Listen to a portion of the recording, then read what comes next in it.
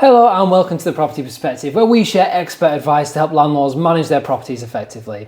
I'm Josh. And I'm Michelle. Today we'll talk about how to handle a deposit dispute, something that without the right preparation shouldn't turn into a stressful battle between landlords and tenants. Exactly, at the end of a tenancy, deposit deduction should be fair, reasonable and backed up by clear evidence. That's why, as agents, we don't waste time on pointless claims. We focus on what's fair to both parties and what's likely to be accepted based on previous rulings by adjudicators. And that fairness starts at the very beginning of a tenancy with proper photographic inventory. Easy for you to say. I know. Well, it's crucial. The amount of them I've seen is huge. I mean, a detailed check in inventory documents sort of condition of the property, including any pre-existing marks, wear and tear, damage. Photos and written descriptions leave no room for ambiguity later. Using the latest systems, we also request a tenant's signature to confirm that they agree with the initial condition. Then, throughout the tenancy, regular inspections help identify any potential issues early.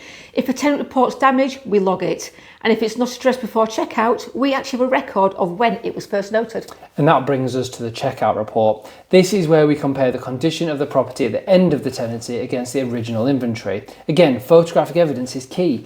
It removes the emotion from the situation and makes it clear exactly what's fair.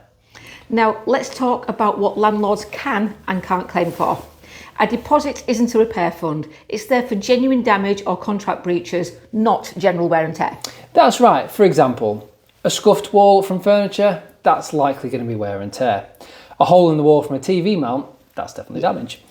A carpet worn down over years of use, that comes to be expected after a certain amount of time. A carpet stained with red wine, that's a justifiable deduction. You've been drinking. Oh yeah, apparently so. And when deductions are justified, we calculate them fairly.